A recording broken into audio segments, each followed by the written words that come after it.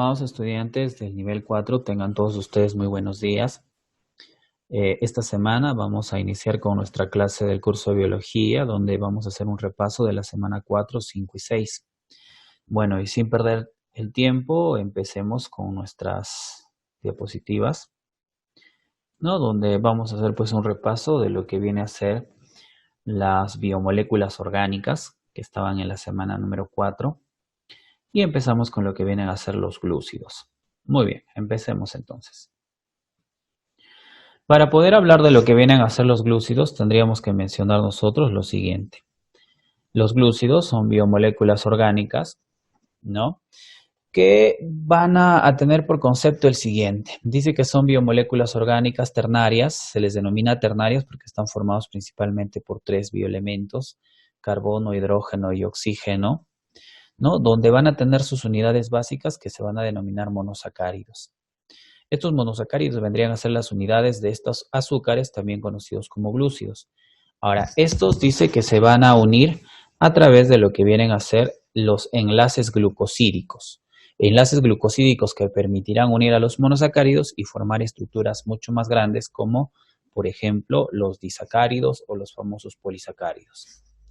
Dentro de las principales funciones que cumplen estos glúcidos, podemos decir que son la fuente primaria de energía o fuente principal de energía, ya que nosotros al consumirlos, pues justamente son los que nos van a brindar la energía que necesitamos para que nuestras células puedan fabricar la energía que requieren para cumplir cada uno de los roles y funciones que tienen dentro de nuestro organismo.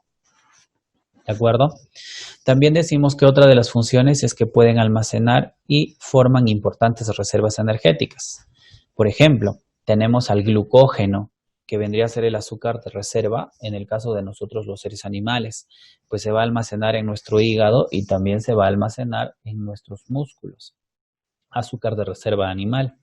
Y en el caso de los vegetales podríamos hablar del almidón, que vendría a ser el azúcar de reserva vegetal y que se va a almacenar principalmente tanto en las semillas como en las raíces de los vegetales. ¿De acuerdo? Por otro lado, otra función de estos glúcidos dice que algunos forman estructuras protectoras de los animales y de las plantas, como por ejemplo. Entonces, como una función es formar estructuras, podríamos hablar de polisacáridos como la celulosa, que forma la pared celular en el caso de las células vegetales, o polisacáridos como la quitina, que se encarga de formar el exoesqueleto de los insectos. Por ejemplo, tú sabes que una cucaracha, ¿no? Un escarabajo, pues, tienen estructuras rígidas al exterior, no al interior, y a esas estructuras se les denomina exoesqueleto. Y justamente son rígidos porque están hechos de un polisacárido que se le conoce con el nombre de quitina, que sería el polisacárido que forma estas estructuras. Pasamos a hablar de la clasificación de los glúcidos. Cuando hablamos de la clasificación podemos mencionar que podemos encontrar a los monosacáridos, que son justamente la unidad, como la glucosa, que vendría a ser el azúcar más importante para todos ser vivos porque de él nuestras células obtienen su energía. La fructosa, propio de lo que son las frutas y la miel, ¿no? Galactosa, forma parte del azúcar que constituye la leche, la lactosa. Ribosa, que está en nuestro ARN, y desoxirribosa, que está formando parte de nuestro ADN, ¿no? Estos monosacáridos al combinarse pueden formar, pues, disacáridos, como la sacarosa, que es el resultado de una glucosa más una fructosa.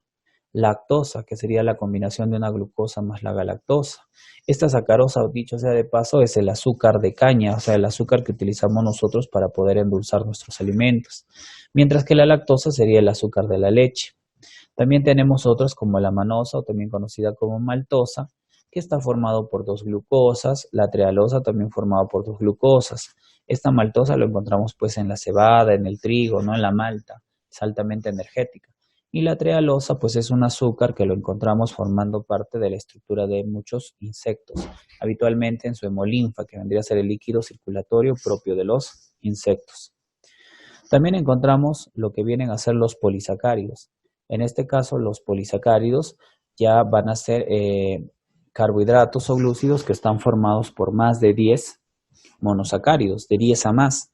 Dentro de ellos encontramos el almidón, que te había mencionado, que sirven de reserva vegetal, la celulosa, que forma parte de la pared celular de las células vegetales, el glucógeno, que lo encontramos formando parte o como azúcar de reserva animal, la quitina, que formaba el exoesqueleto de lo que vienen a ser los insectos, ¿no? Y esas serían pues lo que podríamos hablar y mencionar acerca, un rápido resumen de los glúcidos. Ahora nos pasamos a los lípidos. Los lípidos podemos mencionar, ¿no?, que su concepto dice que también conocidos, antes de hablar de su concepto, también podemos decir que son conocidos como grasas, ¿no? También son biomoléculas ternarias, en este caso también formados por carbono, hidrógeno y oxígeno. Sus unidades básicas se llaman ácidos grasos. También estaríamos encontrando a los alcoholes, que van a formar la unidad de estos lípidos. Y dentro de lo que vendrían a ser el enlace que permite unir estas unidades, se les denomina enlace éster. El enlace éster es el que une tanto ácidos grasos y alcoholes para que puedan formar lípidos y grasas de mayor tamaño y que formen estructuras, por ejemplo, ¿no?, en los seres vivos. Justamente tenemos que hablar de las funciones de estos lípidos. Estos lípidos pues cumplen múltiples funciones, como por ejemplo son principales reservas energéticas, ya que después de los carbohidratos, después de los carbohidratos o glúcidos, estos lípidos nos van a brindar también energía. Inclusive podemos mencionar que estos lípidos nos brindan un mayor porcentaje de energía, porque mientras los azúcares o glúcidos, de los cuales habíamos hablado hace un momento, nos daban tan solo 4 kilocalorías por cada gramo que consumimos, estos lípidos son capaces de darnos 9,4 kilocalorías por cada lípido que consumimos. Estaríamos hablando de más del doble. Pero aquí hay un detalle. Los glúcidos, o sea, los azúcares, son mucho más fáciles de poder asimilar por el cuerpo porque son solubles en el agua, mientras las grasas, al ser difíciles de poder ser solubles en el agua, pues nuestro cuerpo no los asimila tan bien, no los asimila de la manera tan fácil como si lo hace con los azúcares. Ahora, en este caso, también tendríamos que mencionar que estos lípidos, ¿no?, que son principales de reserva energética, se van a utilizar su energía cuando nosotros hacemos exceso de esfuerzo físico. Cuando corremos, saltamos, vamos a jugar fútbol, ¿no?, y nos desgastamos, entonces llega un momento donde se terminan de gastar nuestros carbohidratos y justamente empezamos a utilizar los lípidos. No sé si ustedes han oído justamente esta famosa frase, ¿no? Cuando haces mucho ejercicio, estás quemando grasas, ¿cierto? Bueno, en realidad más que quemarlas, pues estamos utilizando o estamos consumiendo las grasas, utilizando y aprovechando la energía que nos permiten obtener. También podemos decir que estos lípidos forman estructuras como por ejemplo la membrana celular. Hablamos propiamente de los famosos fosfolípidos, ¿ya? También actúan como termoaislantes, ya que nos aíslan de la temperatura externa. Por ejemplo, los osos polares, que justamente viven en lugares extremadamente frígidos, tienen una gruesa capa de lípidos que justamente protege todas sus estructuras internas de este frío exterior. Entonces, por eso decimos que son termoaislantes. Son precursores de hormonas y vitaminas, inclusive de pigmentos vegetales. O sea, de que van a formar pues cada una de estas estructuras. Por ejemplo, hormonas como la testosterona, hormona masculina que le da las características sexuales secundarias al varón, y los estrógenos femeninos que le dan las características sexuales secundarias a la mujer. Entonces, eso sería con respecto a las funciones de los lípidos. Y cuando hablamos de su clasificación, pues podemos hablar de que están clasificados en lípidos simples, dentro de ellos, por ejemplo, los triglicéridos, que son los que se almacenan en nuestro interior de nuestro cuerpo. Yo sé que ustedes de repente han visto en el caso del pollo, ¿no?, una grasa de color amarillenta, justamente sería esos triglicéridos, igual que los nuestros. Ceras, que recubren y protegen la superficie de muchas estructuras de seres vivos. Por ejemplo, tenemos la cutina, que sería la cera que está sobre las frutas y las hojas. Alguna vez de repente has querido comer una manzana y al no poder lavarla, pues la has frotado con un trapo, ¿no? Te lo has frotado inclusive en la chompa, ¿no? Y has visto que empezaba a brillar. Y brilla justamente porque tiene pues esta cera que se llama cutina y que recubre y protege la superficie tanto de frutas y hojas. Por ejemplo, en el caso de los animales como las llamas, ¿no?, viven en la puna y muchas veces llueve, las inclemencias climáticas, etcétera. ¿Qué pasaría si una lluvia torrencial les agarra? ¿Se mojaría? En realidad no, porque dice que su lana está cubierta por una cera que se llama lanolina. Esta lanolina le da impermeabilidad a la lana de este tipo de animales. ¿Ves? Entonces ahí estaríamos viendo este tipo de estructuras como las ceras, ¿no? Lípidos simples. También tenemos a los lípidos complejos. Se llaman así porque aparte de tener grasas, lípidos, tienen otras estructuras que forman parte de su composición. Por ejemplo, los fosfolípidos, aparte de grasas, tienen grupos fosfatos que justamente hacen de que se denominen fosfolípidos y, por ejemplo, estos forman la membrana celular. Los glucolípidos, aparte de lípidos, tienen glúcidos, o sea, azúcares, es una combinación entre ambos. Por ejemplo, formarían en este caso lo que vienen a ser el glucocálix de las células animales y protozoarios. Y finalmente, pues hablaríamos de los lípidos derivados, ¿no? Dentro de ellos encontraríamos pues a los esteroides, carotenoides, ¿no? Que justamente pues van a ser derivados de lo que vienen a ser los lípidos. Estos esteroides, dicho sea de paso, bastante peligrosos, ¿no? Muchas personas hoy en día los utilizan pues para tener un cuerpo tonificado, marcado, así como estas personas que trabajan en estos programas de televisión como Esto es Guerra y todo eso, ¿no? Pero que lamentablemente pues solamente tiene un efecto pasajero e inclusive pues también es altamente dañino porque inclusive produce alteraciones en la conducta de las personas, ¿no? Se los vuelve irritables, agresivos, ¿ya? Entonces eso es lo que podríamos decir con respecto a los lípidos. Ahora pasamos a hablar de lo que vienen a ser las proteínas. Las proteínas, bueno, pues dice que son biomoléculas, su concepto dice que son biomoléculas cuaternarias formadas por carbono, hidrógeno, oxígeno y nitrógeno. Entonces ya no solo tienen 3, sino tienen 4 bioelementos primarios. Sus unidades se llaman aminoácidos y estos aminoácidos al unirse pueden formar las proteínas. Pero en este caso estos aminoácidos pues dice que se unen a través de un denominado enlace peptídico, enlace que sirve para unirlos y formar las denominadas proteínas. Estas proteínas cumplen múltiples funciones. Podemos decir que son los principales componentes del organismo y de las células. Forman estructuras que permiten transportar sustancias. Por ejemplo, la hemoglobina es una proteína que permite transportar oxígeno a nivel de la sangre. Contraen los músculos, por ejemplo, dos proteínas, la actina y la miosina, que permiten la contracción muscular, por ende producen el movimiento que podemos realizar, caminar, saltar, escribir, correr, no sé, tantas cosas, ¿no? Brindan defensas, los famosos anticuerpos, que tienen un nombre conocido como inmunoglobulinas, que son proteínas justamente, ¿no? Las que regulan funciones y también las conocemos como hormonas, por ejemplo, la hormona del crecimiento, también conocida como somatotropina, que permite que nuestros músculos y nuestros huesos crezcan de manera correcta y alcancemos los tamaños adecuados. ¿Ves? Entonces, como podemos ver, las proteínas cumplen múltiples funciones.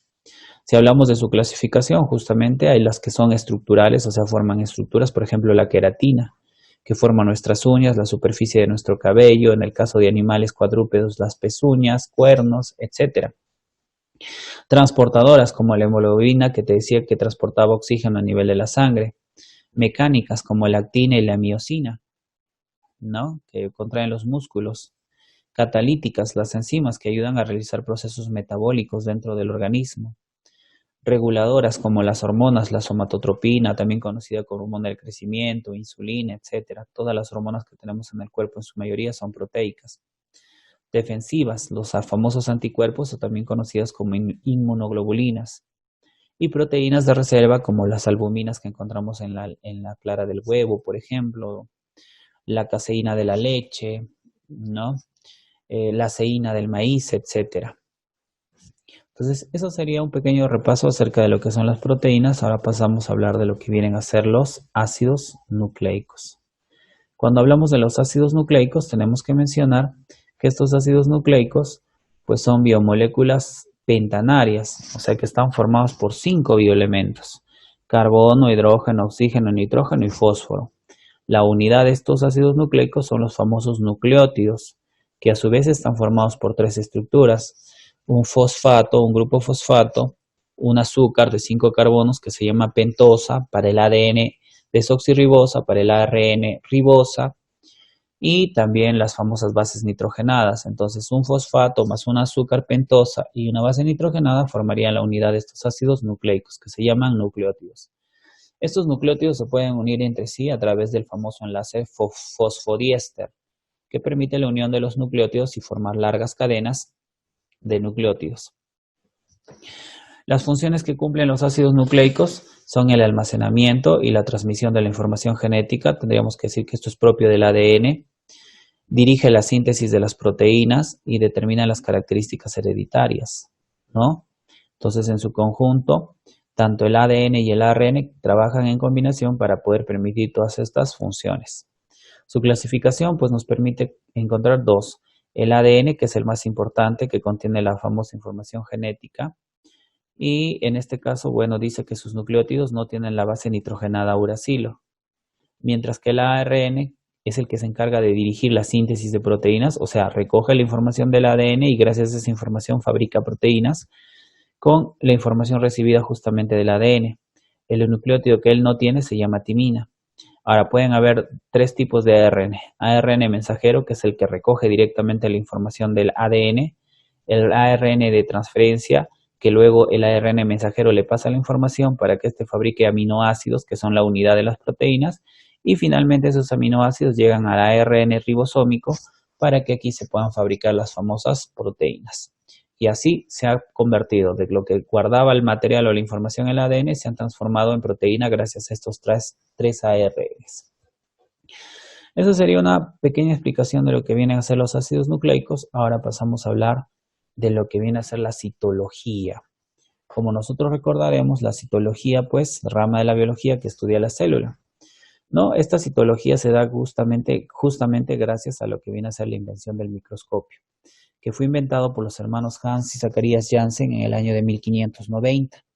Y gracias a ellos, pues, la citología, ¿no? En este caso la célula, que justamente es lo que estudia la citología, por primera vez fue observada por el señor Robert Hooke en el año de 1665, donde observó esta célula a través de las láminas del corcho, donde él al ver al microscopio vio como unas pequeñas celdillas que justamente dieron origen al nombre de célula, ¿cierto? Las células se clasifican por su tamaño en macroscópicas o microscópicas, las que no podemos ver a simple vista, necesitamos un microscopio. Glóbulos rojos, por ejemplo, miden 7,5 micras, ¿no? Los glóbulos blancos de 8 a 20 micras, ¿no? Y todas las células que midan menos de 100 micras van a ser microscópicas. Y macroscópicas son aquellas células que podemos ver a simple vista, como como la yema del huevo, los óvulos, las fibras musculares, etc. Según su forma, pues ya sabemos que las células tienen múltiples formas: planas, bicóncavas, poliédricas, cúbicas, estrelladas, esféricas, alargadas, etcétera, etcétera, ¿no? Bicóncavas como los glóbulos rojos, estrelladas como las neuronas, esféricas como el óvulo, ¿no? Que ya habíamos mencionado en las clases de citología. Por su nutrición, autótrofas, las células que pueden elaborar su propio alimento, ¿no? Pueden realizar procesos como la fotosíntesis o la quimiosíntesis. Heterótrofas, células que necesitan alimentarse de partículas alimenticias provenientes de otros seres vivos. Y mixótrofas, aquellas que pueden cumplir doble función. Pueden actuar como autótrofas, pueden actuar como heterótrofas. ¿De acuerdo? Y por su evolución, los clasificaríamos en dos: procariotas, células poco evolucionadas que carecen de núcleo, tampoco tienen citoesqueleto, organelas ni endomembranas, son muy simples, muy sencillas, a las justas tienen organoides como los ribosomas, el plásmido y su material genético que está libre ahí en su citoplasma. Ejemplo, las bacterias y las cianobacterias. Y las células muy evolucionadas, que vendrían a ser las células eucariotas, que sí poseen núcleo, tienen citoesqueleto, organelas endomembranas, como las células animales, de las plantas y los protozoarios. Y vamos a finalizar nuestro repaso hablando de la célula eucariota, justamente de la cual ya habíamos hablado de sus estructuras, ¿no? Y podemos ver que la célula eucariota tiene estructuras como, por ejemplo, la cubierta celular, que pueden ser de dos tipos: glucocálix para el caso de las células animales y protozoarios, ¿no? Que les permite el reconocimiento y adhesión celular. La pared celular, que es propia de las células vegetales, también de las algas, de los hongos, ¿no? Y más que nada les permite tener una protección mecánica y también les permite brindarles rigidez a todas estas células, ¿no? Y esos serían los dos tipos de cubierta que pueden tener las células eucariotas. Luego pasaríamos a hablar de la membrana celular. En este caso, la membrana celular, o también conocida como membrana citoplasmática, pues se encarga de envolver y todo el material interno de la célula, todo el citoplasma, ¿no? Tiene una composición lipoproteica, ya que está hecho de lípidos, como los famosos fosfolípidos, en una doble capa, y proteínas que están incorporadas en estos fosfolípidos. pueden haber proteínas transmembranosas, proteínas periféricas, proteínas integrales que van a formar parte de esta membrana citoplasmática o celular. Tienen la posibilidad de la permeabilidad selectiva. Esto dice que permite la entrada o selecciona la entrada de sustancias al interior de la célula, lo mismo que la salida de ellas. Tiene porosidad y fluidez y cumple funciones como la función de transporte, ¿no? Donde puede haber un transporte pasivo que es sin gasto de energía y un transporte activo que lo realizan gastando energía. El modelo de esta membrana que conocemos es el modelo del mosaico fluido propuesto por el señor Nicholson y el señor Singer en el año de 1972. Ellos justamente nos hablan de la doble membrana de la doble capa de fosfolípidos y las proteínas que van a formar parte de esta. Pasamos a hablar de citoplasma ahora, ¿no? Que está constituido por el citosol, que también se llama matriz citoplasmática, que contiene al citoesqueleto y al hialoplasma, que es el líquido o sustancia dentro de la célula. Las endomembranas, que son las membranas internas, como la carioteca, que es la membrana del núcleo, el retículo endoplasmático, el aparato de Golgi, que sería el sistema de endomembranas, organelas, que tienen su propia membrana, como las mitocondrias de la respiración celular, los cloroplastos, que realizan la fotosíntesis propia de células vegetales, ¿no? Y también tendríamos, pues, en este caso, los lisosomas, que se encargan de la digestión celular, los peroxisomas, que degradan el peróxido de hidrógeno o 2H2, también conocido como agua oxigenada, ¿no? Las vacuolas, que en el caso de las células vegetales ayudan a la digestión, el almacenamiento de sustancias como agua, almidón, y en el caso de las células animales, pues ayudan a los procesos de digestión celular. ¿Ya? Y finalmente, bueno, que no lo hayamos tocado todavía, pues un pequeño resumen del núcleo. El núcleo está formado por una membrana que lo envuelve, que se llama carioteca. En su interior hay un líquido, una sustancia líquida que se llama carioplasma, también conocido como jugo nuclear. También encontramos a las cromatinas, que están formados por nuestro ADN y unas proteínas que se llaman histonas, que permiten enrollar y ordenar al ADN. Y finalmente el nucleolo, que es una estructura interna del núcleo que le va a permitir producir ribosomas que se encargan de fabricar proteínas. Muy bien, hemos hecho un pequeño repaso rápido de lo que vienen a ser estas 3 semanas, ¿no? Aquí, disculpen, he cometido un error, cédula, dice célula, debería ser, ¿no? Vamos a corregir esto. Y bueno, pues les agradezco mucho por la atención prestada y les espero el día de hoy en la tarde para poder hacer el apoyo académico. Gracias, chicos, nos vemos en la tarde. Bye, cuídense, bye bye.